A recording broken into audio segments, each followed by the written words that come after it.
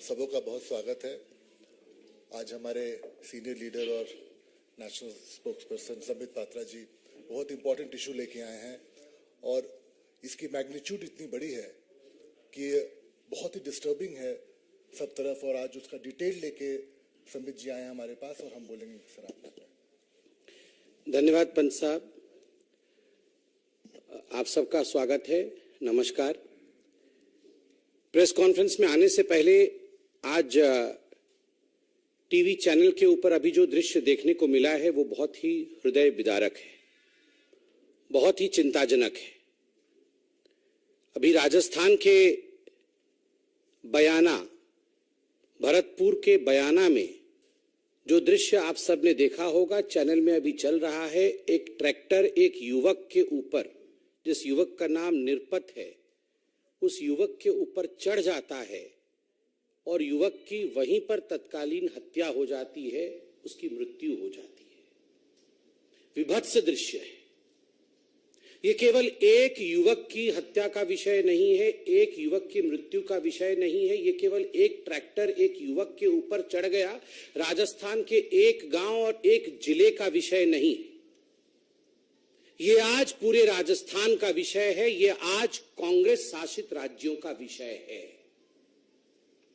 बताया गया है कि प्रियंका वाड्रा राजस्थान आज पहुंच रही है। मैं आज भारतीय जनता पार्टी के प्रवक्ता के नाते और पार्टी के एक जिम्मेदार कार्यकर्ता के नाते आज प्रियंका वाड्रा जी से ये डिमांड करता हूं कि इससे पहले वो जनसभा को संबोधित करे, ये जो हृदय विदारक दृश्य है भरतपुर का, हत्या हो रही है, सरेआम हत्या हो रही है, उसकी रिकॉर्डिंग हमारे सामने है। ये लड़ाई कोई आज की नहीं है, अनेक वर्षों की दो परिवारों के बीच लड़ाई, पुलिस ने कंप्लेंट, उसके बावजूद हत्या। प्रियंका वाड्रा पहले उस गांव में जाए, पहले जाके उन पुलिस कर्मियों को, वहां के डीएम, वहां के एसपी और वहां के प्रशासन को सस्पेंड करके वो हिम्मत दिखाए कि वो केवल भाषण और स्लोगनरिंग के लिए नहीं है, वो खड़ी हो सकती है। She has to project that she has the spine, she has the gall to visit Bharatpur, to visit the place where this gruesome incident, this gruesome murder has taken place only a while ago, and the video which has gone viral across the country and beyond is heart-wrenching. This is the call to Priyanka Vadra. Priyanka ji, विषय तो बहुत ही गंभीर है जिस पे आज हम press conference कर रहे हैं, मगर दृश्य देखने के बाद अपने आप को रोका नहीं गया। इसलिए हमने आपसे ये चैलेंज दिया है कि आप पहले वहां जाएं। अब मैं विषय पे आता हूं। हिंदुस्तान की ये खूबसूरती है, लोकतंत्र की ये खूबसूरती है कि जब चुनाव आते हैं तो घोषणा पत्र आते हैं। घोषणा पत्र एक पुलिंदा होता है जवाबदेही का। घोषणा पत्र एक पुलिंदा होता है कि हम क्या करेंगे जनता के लिए, हम किस प्रकार से जनता को आगे उनके विकास के लिए काम करें। अगर घोषणा पत्र आप लागू नहीं करते, जिन राज्यों में आपने इससे पहले शासन किया, जिन राज्यों में इससे पहले आपने घोषणा की थी और वहां घोषणा पत्र लागू नहीं होता है, तो कभी आप खालिस्तान के समर्थन में खड़े हो जाते हैं, तो कभी हमास के समर्थन पे खड़े हो जाते हैं। आज अशोक गहलोत खालिस्तान के समर्थन में उन्होंने बयान दिया है। राहुल गांधी और कांग्रेस पार्टी आज हमास के समर्थक के रूप में पूरे हिंदुस्तान और पूरे विश्व में वो देखी जा रही है। आखिर हमास का समर्थन क्यों करना पड़ रहा है? आखिर खालिस्तान के समर्थन के पीछे अशोक गहलोत को क्यों जाना पड़ रहा है? एक ही शब्द है, तुष्टीकरण।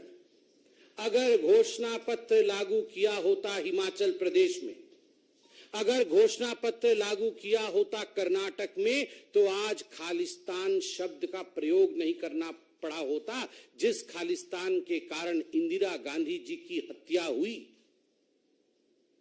अभी एक विदेशी राष्ट्र में एक टैब्लॉइड गया था, इंदिरा गांधी की हत्या को सेलिब्रेट करने की कोशिश की थी। भारत के सरकार ने खड़े होकर उसका विरोध किया था, और आज एक कांग्रेस के सिटिंग मुख्यमंत्री खालिस्तान के लिए बोल रहे हैं। इसलिए बोल रहे हैं क्योंकि घोषणा पत्र ना तो हिमाचल प्रदेश में लागू हुआ और ना ही कर्नाटक में लागू हुआ। मैं लेकर आया हूं घोषणा पत्र।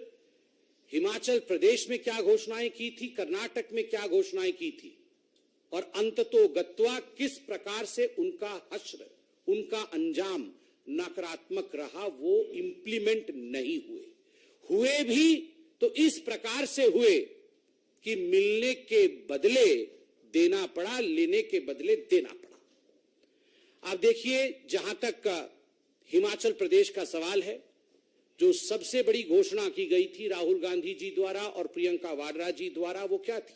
युवाओं को लेकर थी कि हम सत्ता में आएंगे। हिमाचल प्रदेश में पहली कैबिनेट की बैठक में 5 लाख युवकों को रोजगार दी जाएगी। 5 लाख युवकों को, 1 लाख नहीं, 2 लाख नहीं, 20,000 नहीं, 25,000 नहीं, एक साथ 5 लाख युवकों को नौकरी दे दी जाएगी। और वो भी कोई 10-12 कैबिनेट में नहीं, पहली कैबिनेट में इसकी घोषणा होगी। कुछ नहीं हुआ। कई कैबिनेट की बैठक हो गई, लगभग 11 महीने की सरकार हो गई है, कुछ नहीं हुआ। आज का टैगलाइन है, कुछ नहीं हुआ।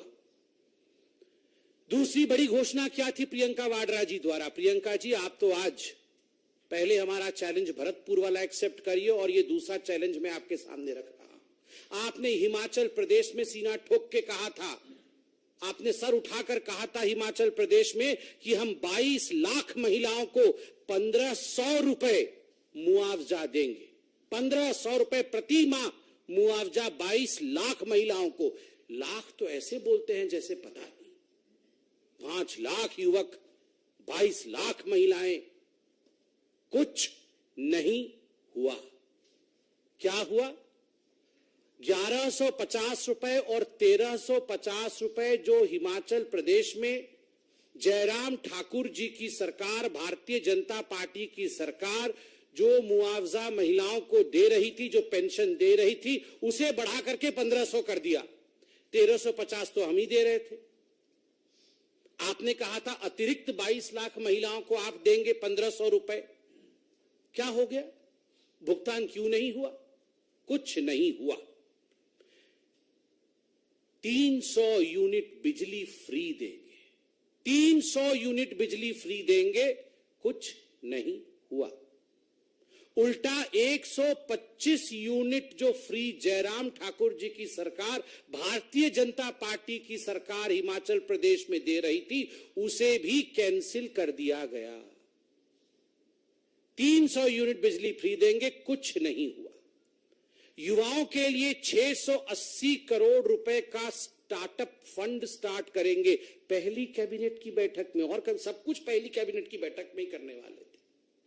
पहली कैबिनेट की बैठक में 680 करोड़ रुपए राहुल गांधी जी युवाओं को स्टार्टअप में देने वाले थे। अंजाम कुछ नहीं हुआ।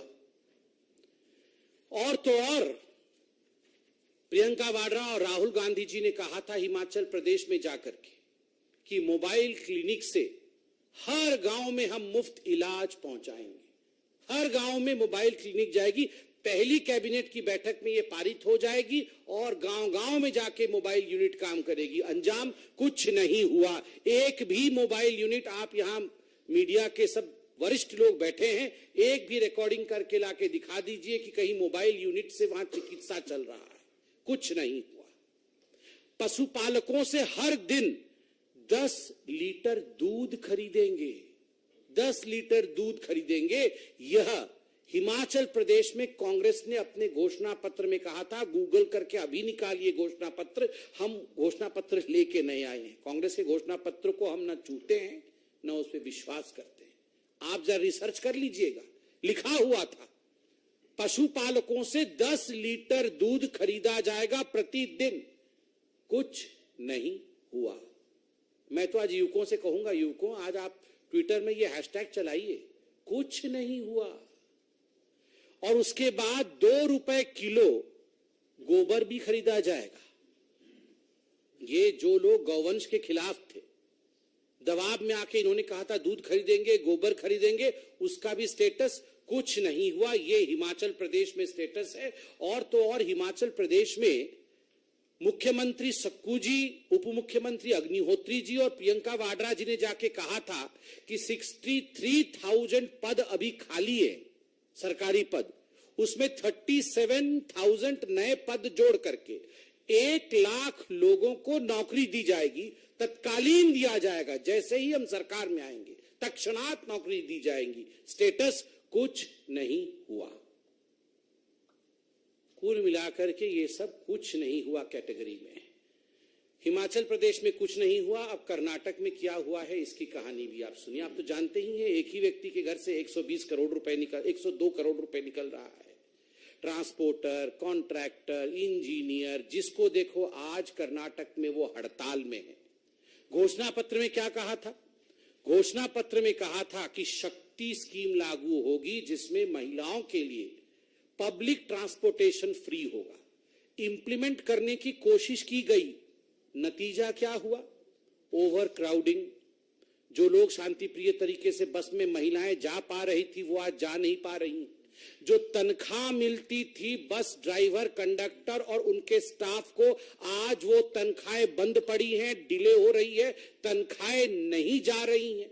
कितना लॉस हो रहा है इसमें बड़े अच्छे से कर्नाटक की मैं अखबारों में देख रहा हूं। Estimated loss is around 1,563 crore rupees for the KSRTC, Karnataka state road transport corporation का लगभग 1,600 करोड़ रुपए का नुकसान है।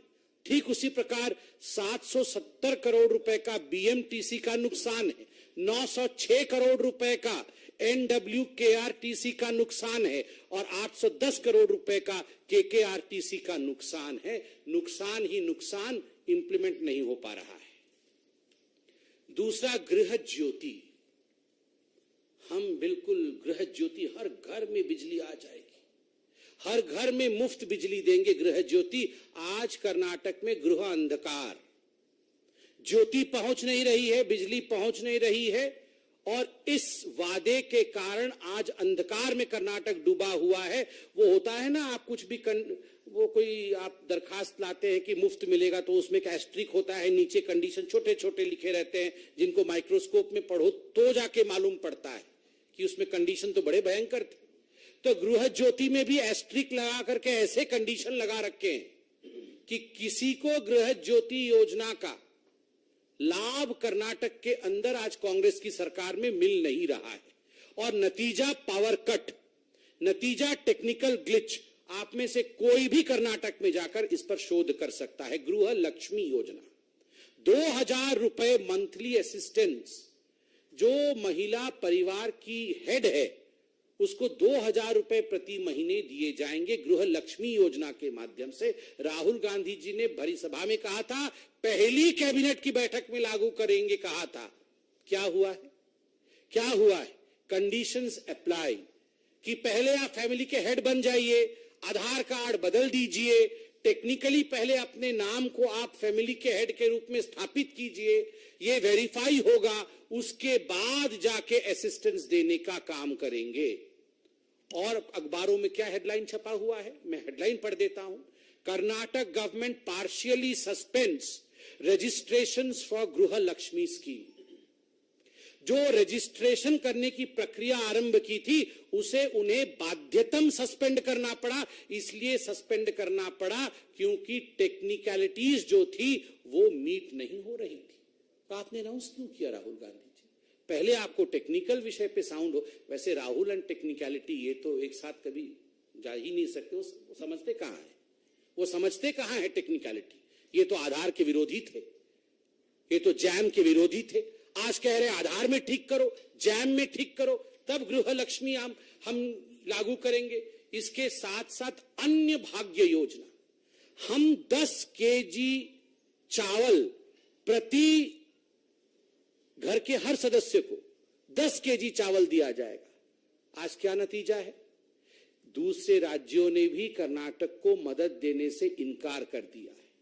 दूसरे राज्यों ने भी कहा है कि हम भी ये नहीं दे सकते हैं, आपको इसमें मदद नहीं कर सकते हैं। सारा का सारा केंद्र के ऊपर फोड़ने की कोशिश कर्नाटक की सरकार कर रही है। और जो 5 केजी चावल नरेंद्र मोदी जी की सरकार कोरोना के समय से दे रही है, उसकी भी acknowledgement, even the Karnataka government is not acknowledging what the Modi government is doing of giving 5 kg free rice to every family.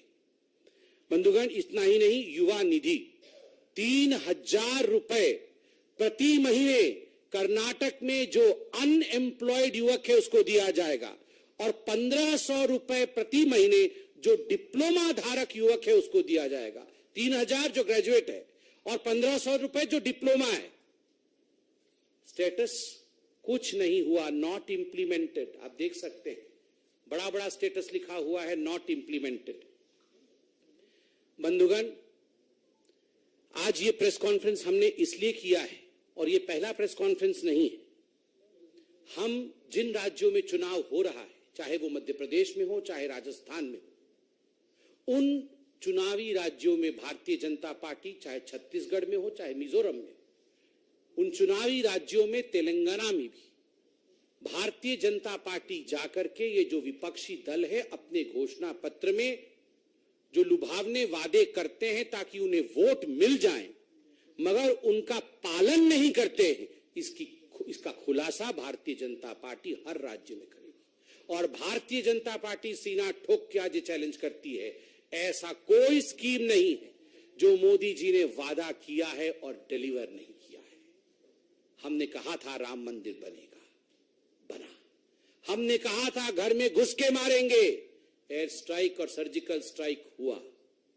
जो हमने कहा है वो मोदी जी ने किया है। इसलिए लेट्स टेक दिस चैलेंज। जो हमने कहा है वर्सेस जो आपने कहा है, हमने किया है और वहां कुछ नहीं हुआ है।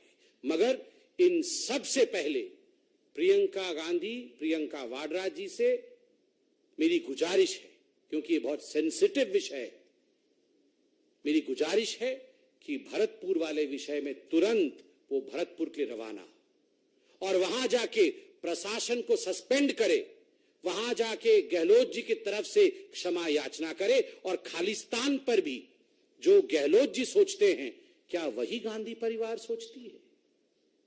हमास पर तो क्या सोचती है वो हम जानते हैं, मगर खालिस्तान पर जो अशोक गहलोत सोचते हैं, क्या वही प्रियंका वाड्रा और राहुल गांधी सोचते हैं? इसका जवाब भी आज प्रियंका वाड्रा दे। बहुत बहुत धन्यवाद। कोई प्रश्न हो तो अवश्य पूछें।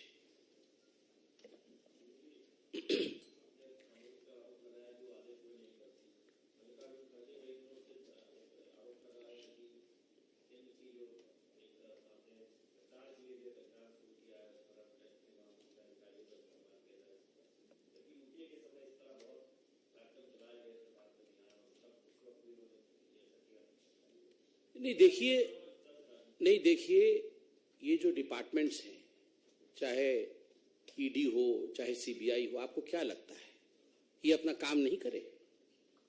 यही तो चल रहा था इस देश में इतने वर्षों तक। इस देश में क्या चल रहा था? खुलेआम चोरी लूट हो रही थी। कांग्रेस के लोग राज्यों को एटीएम की तरह इस्तेमाल करते थे, घरों में करोड़ों रुपए स्टैश करके रखते थे। आज क्या हो रहा है? आज ये पैसे कर्नाटक से उठा करके तेलंगाना भेज रहे हैं चुनाव के लिए। एटीएम के रूप में कर्नाटक का प्रयोग हो रहा है। और क्या ईडी और सीबीआई हाथ पे हाथ धर के बैठे रहे? जब हम डिबेट में जाते थे तो हमें याद है, आप ही के चैनलों के एंकर हमें पूछते थे, when will this country change? कब ये देश बदलेगा? कब यहां पर पॉलिटिशियंस भी पकड़े जाएंगे? पकड़े जा रहे हैं, तो अब रोना धोना क्यों है? चोरी करेंगे तो पकड़े जाएंगे।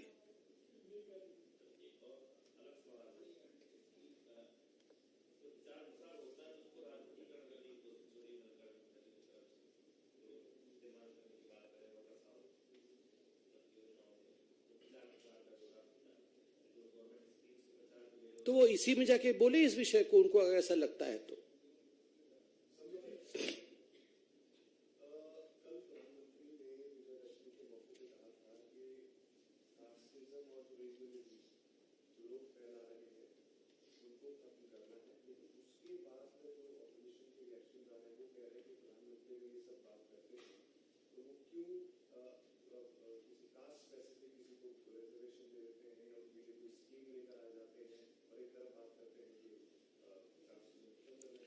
देखिए, there is a difference between appeasement और किसी को एम्पावर करना। एम्पावरमेंट और अपीजमेंट में डिफरेंस है। जहां तक कांग्रेस पार्टी का सवाल है, उन्होंने हमेशा से ही, जब से यह देश आजाद हुआ, उनकी एक ही नीति रही है, अपीजमेंट, जिसको हिंदी में तुष्टीकरण कहते हैं। और जहां से भारतीय जनता पार्टी का शासन शुरू हुआ, चाहे वो अटल बिहारी वाजपेयी जी की सरकार रही हो 6 वर्ष की, या फिर 9.5 वर्ष की मोदी जी की सरकार रही हो, अपीजमेंट हमारे शब्दकोश में नहीं है, तुष्टीकरण हमारे शब्दकोश में नहीं, जाति के आधार पर नहीं, धर्म के आधार पर नहीं, किस रूप से एक गरीब को उसका हक मिले, उसका एम्पावरमेंट, जिसको हिंदी में सशक्तिकरण कहा जाता है, उसके सशक्तिकरण के लिए मोदी जी काम कर रहे हैं।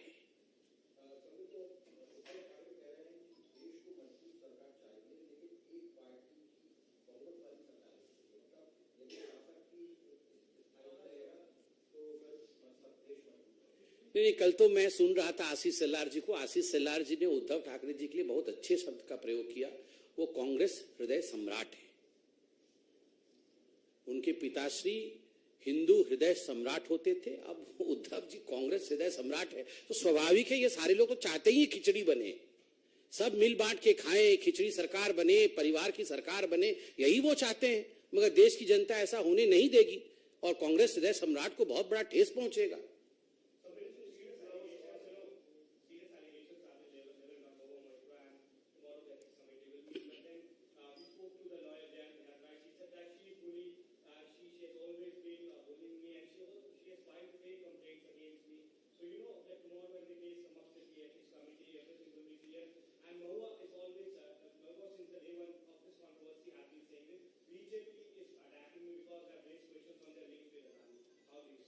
See, as far as this whole issue is concerned, I would reserve my comment for a later date, because as rightly pointed by you, the thing is in front of, the matter is in front of the ethics committee, and I should not breach that.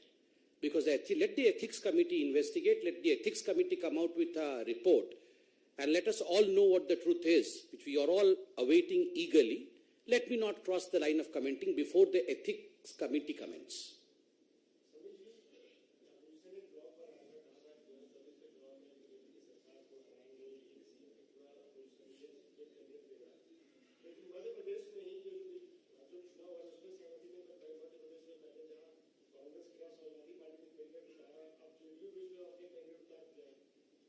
ऐसे ही होने वाला है। आपको क्या लगता है, ये सारे लोग एक होकर के भारत माता कैसे आगे बढ़ेगी इसकी चिंता कर रहे थे क्या? देखिए, ये सारे लोग एक होकर अगर चिंता करते कि हम देश की उन्नति के लिए एक हो रहे हैं, भारत पिछड़ गई है, हम सब देश को आगे बढ़ाएंगे, तब इसका कुछ अंजाम निकलता। मगर अगर इन लोगों ने सोचा हुआ है कि हमार दुगो बबुआ का की हुई, तो आपको क्या लगता है ये सब देश की चिंता कर रहे हैं? ये अखिलेश जी बहुत देश की चिंता कर रहे हैं, ये सोनिया जी देश की चिंता कर रही, ये सब चिंता कर रहे हैं हमार बबुआ लोगों का क्या होगा, इसलिए ये सब हो रहा है। सब अभी शुरू नहीं, अभी तो आप ट्रेलर देख रहे हैं। देखिए 24 के चुनाव से पहले क्या होने वाला है। सड़क पे लड़ाई होगी, दर्शक दीघा में हम और आप बैठ के देखेंगे। हाँ जी सर।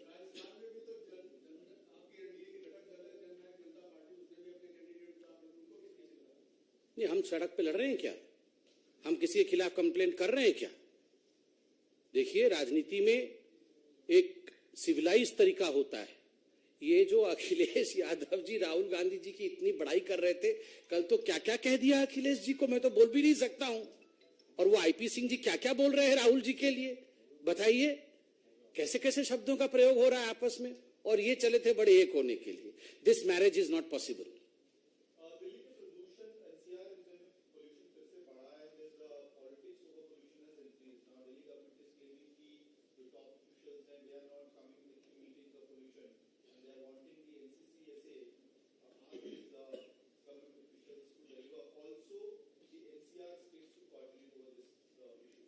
देखिए, ये अरविंद केजरीवाल जी से पूछिए, वो बोल रहे थे हमारी सरकार पंजाब में आ जाएगी, दिल्ली में आ जाएगी, तो हम सब कुछ एकदम दिल्ली स्वर्ग जैसे बन जाएगा। कुछ पेरिस या लंदन कुछ बोला तो था उन्होंने, ऐसे बन जाएगा दिल्ली, पॉल्यूशन भी कंट्रोल हो जाएगा, पराली जलेगी नहीं पंजाब में, सब कुछ हम कमाल कर देंगे। देखिए, ये अरविंद केजरीवाल जी एक ऐसे व्यक्ति हैं, आप आज पूछिए जो बाइडेन के ऊपर धर देंगे लेके कि सब कुछ उनके लिए हुआ, अमेरिका में हमारी सरकार आएगी तब जाके ये दिल्ली ठीक होगा। तो इस प्रश्न का कोई उत्तर नहीं है। ये अरविंद केजरीवाल जी को संभालना, उनके प्रश्नों का उत्तर कोई नहीं दे सकता है, क्योंकि वो घड़ी घड़ी रंग बदलते हैं।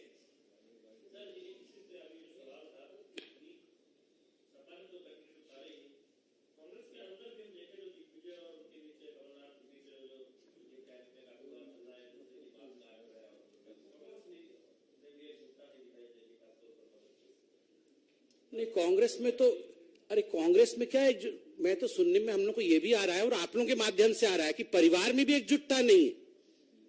लोग तो ये भी बोल रहे हैं कि प्रियंका की राहुल, इसमें भी लड़ाई चल रही है। अब बताइए, आप ही बताइए, भविष्य कौन होना चाहिए? प्रियंका वाड्रा भविष्य होनी चाहिए या राहुल गांधी होना चाहिए? ये भी आजकल इस पे भी बहुत चर्चाएं चल रही है। ऐसा हम लोग आप लोगों के माध्यम से सुनने को मिला है। बहुत बहुत धन्यवाद।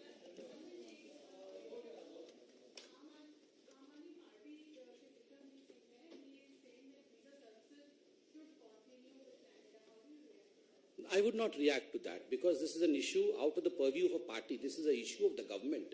This is an issue which is a serious business which should be discussed at high levels of the ministry, not by a spokesperson over here in a press conference. Thank you.